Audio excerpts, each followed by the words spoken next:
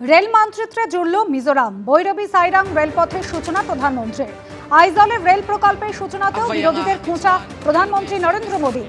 দীর্ঘদিন ধরে কিছু রাজনৈতিক দল উত্তর পূর্ব নিয়ে ভোট ব্যাংকের রাজনীতি করেছে। ভোট ব্যাংকের রাজনীতির জন্য বঞ্চিত ছিল উত্তর পূর্ব ভারত। এখন উন্নয়নের মাধ্যমে মূল স্রোতের সঙ্গে যুক্ত হচ্ছে। নাম না করে বিরোধীদের নিশানা প্রধানমন্ত্রী Narendra Modi.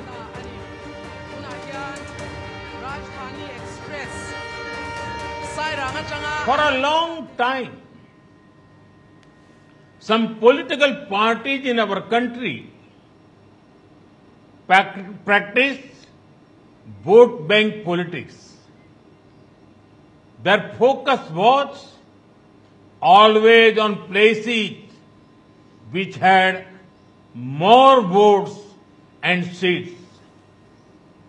The entire Northeast, including states like Mizoram, suffered greatly because of this attitude.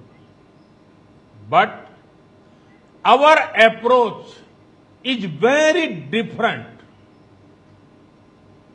Those who were earlier neglected are at the forefront now. Those who were once marginalized are the mainstream now.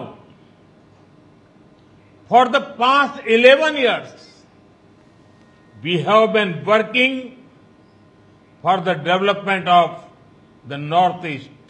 শহরে অবসরপ্রাপ্ত কেন্দ্রীয় সরকারি কর্মীর দেহ উদ্ধার। ইতিমধ্যে একজনকে আটক করা হয়েছে। মৃতের জামাইকে আটক করল পুলিশ। গলগ্রিন্দ এলাকায় বাড়ির মধ্যে থেকেই দেহ উদ্ধার হয়। সিঁড়ির পাশে পড়েছিল বৃদ্ধের দেহ। এরপর তার দেহ উদ্ধার হয়েছে। আমাদের প্রতিনিধি ময়ূক ঠাকুর চক্রবর্তী সরাসরি রয়েছেন আমাদের সঙ্গে। ময়ূক, কিভাবে মৃত্যু হলো ওই বৃদ্ধের, এখনো পর্যন্ত পুলিশের কি বক্তব্য?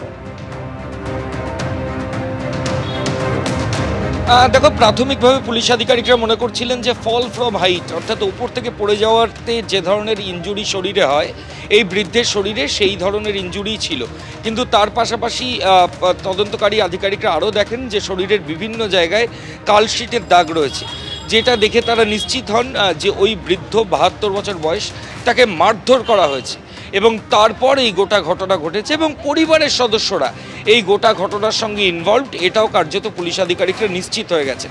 মাত্র ২০ দিন আগে ওই বৃদ্ধের মেয়ের বিয়ে হয়েছে এবং তার যে জামাই, তাকে পুলিশ আধিকারিকরা এই যে খুনের ঘটনা, যেটা প্রাইমারি যে তথ্য প্রমাণ যার ভিত্তিতে খুন বলেই মনে হচ্ছে তদন্তকারীদের, সেই খুনের ঘটনায় জামাইকে ইতিমধ্যেই পুলিশ আধিকারিকরা আটক করেছেন। তাকে জিজ্ঞাসাবাদ চলছে। যে এই প্রৌঢ়ের ছেলে, তাকেও কিন্তু পুলিশ আধিকারিকরা কিছুক্ষণ আগে নিয়ে গেলেন। সে অবশ্য কোনো কথা বলেনি। প্রায়শই এখানে বিভিন্ন ইস্যু নিয়ে ঝামেলা, চিৎকার চেঁচামেচি হতো, এরকম কিছু তথ্য প্রমাণ সেটা প্রতিবেশীরা বলছেন। আমরা ঘটনাস্থলে রয়েছি। ইতিমধ্যে হোমিসাইড শাখা, গলগ্রিন্দ থানার পুলিশ আধিকারিকরা রয়েছেন। ভেতর থেকে নমুনা সংগ্রহ হয়েছে। লালবাজারের সায়েন্টিফিক উইংয়ের যারা গোয়েন্দা, তারাও এসেছেন। ভেতর থেকে ছবি তোলার যে প্রক্রিয়া, সেটা পুলিশ আধিকারিকরা করেছেন। এবার আপনাকে জিজ্ঞেস করবো, এই ভদ্রলোক যিনি, যার দেহ উদ্ধার হলো, এই বৃদ্ধ, চিনতেন? ওনাকে চিনতাম না। আমার বন্ধুর বর, এর হাজব্যান্ড, সেটা জানি। যখন বিয়ে ওরা তো একা ছিল, কারোর সাথে মিশতো না ওরা কোনো দিনই। বলছে যে এই যে ওনার যে মেয়ে, তার বেশি দিন বিয়ে হয়নি। না না, ১৫-২০ দিন বিয়ে হয়েছে। জামাইকে পুলিশ আপাতত সন্দেহ করছে, তাকে আটক করেছে। হ্যাঁ হ্যাঁ হ্যাঁ, কারণ জামাইটাই বদমাশ, কিছু করতো না, শুধু মদ খেত। জামাই কি আসতো এখানে? ঢুকতে দিত না। না, আমি শুনেছি যেটা। বেশ, ঠিক আছে। আমরা প্রতিবেশীদের সঙ্গে কথা বলছিলাম, ওনারা খুব বেশি জানেন না, তবে যেটুকু জানেন সেটা আমাদের সঙ্গে শেয়ার করলেন। এই মুহূর্তে ঘটনাস্থলে গলগ্রিন্দ থানার পুলিশ আধিকারিকরা রয়েছেন। পুরো ঘটনাস্থল সেটা পুলিশ সিল করে দিয়েছে, বাইরের কাউকে ভেতরে ঢুকতে দেওয়া হচ্ছে না। প্রাথমিকভাবে এই ঘটনা খুনের ঘটনা বলেই পুলিশ আধিকারিকরা মনে করছেন। বডি পোস্টমর্টমের জন্য পাঠানো হয়েছে। শরীরে বিভিন্ন জায়গায় ইনজুরি মার্ক রয়েছে।